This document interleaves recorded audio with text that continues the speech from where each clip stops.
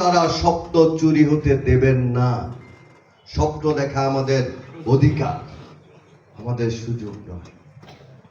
তাই তার কথাকে অনুসরণ করে আমি আবারও বলতে চাই, 12 বছর যারা আমাদের স্বপ্নকে চুরি করে রেখেছে তাদের কাছ থেকে 12 বছর পর আবার সেই স্বপ্নকে পুনরুদ্ধার করে এনেছি এই ডেস্টিনি 2000 লিমিটেডের মাধ্যমে।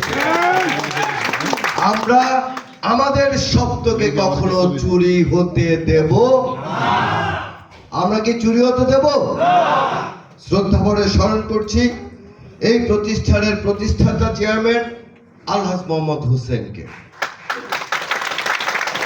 এই দুইজন ব্যক্তির আত্মত্যাগের কথা বললে আসলে ট্রেনিং করানো যাবে না। তার কারণ হচ্ছে যে যেদিন তারা কারাবরণ করেছেন অদ্যাবধি পর্যন্ত মত পার্থক্য অনেক আছে, কিন্তু একজন আমার চাচা, আরেকজন আমার চাচার সমতুল্য।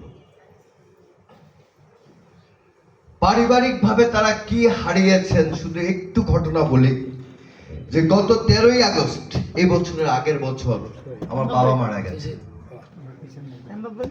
তো আমি সরকারের কাছে আবেদন করি রফিকুল আমিনের প্যারোলের মুক্তির জন্য। তিনি আমার বাবাকে দেখতে আসেন। আসার পর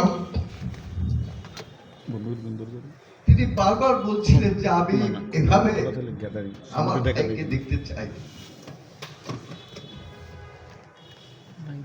আমি এভাবে আমার ভাইকে দেখতে চাই। আমার বাবার মৃতদেহে যখন তিনি হাত রাখলেন, সেই আবেগঘন কথাটা আমি আপনাদেরকে জানাতে পারবো না, যে ডেস্টিনির জন্য আমরা কি হারিয়েছি। তবে সান্ত্বনা শুধু একটি জায়গায়, যে বাবা যেদিন মারা যায় তখনও আমি বেকার। বাবা শুধু একটা কথা বলতো, যে আজগর কি বের হবে না, তাকে কি বের করা যায় না। আমার কষ্ট যে আমি আমার বাবাকে জীবিত অবস্থায় দেখাতে পারিনি, ডেস্টিনি পুনরুদ্ধার হয়েছে।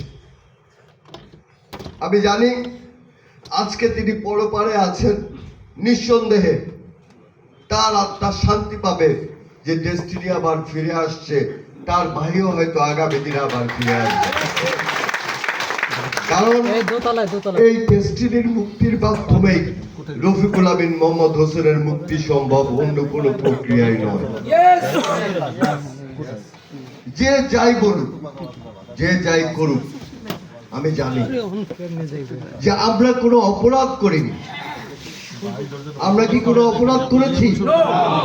আমরা বৈষম্যের শিকার, আমরা জুলুমের শিকার। এই বাংলাদেশের মানুষ দীর্ঘদিন পর যেমন বৈষম্য থেকে মুক্তি পেয়েছে, জুলুম থেকে মুক্তি পেয়েছে, আমি বিশ্বাস করি ডেস্টিনির এই মুক্তি সংগ্রামের আপনারাই হচ্ছেন সেই মুক্তিযোদ্ধা। আপনারা ডেস্টিনিকে মুক্ত করবেন এবং ডেস্টিনির জন্য যারা অবরুদ্ধ আছেন তাদের মুক্তির পথকে সহজ করে দিবেন।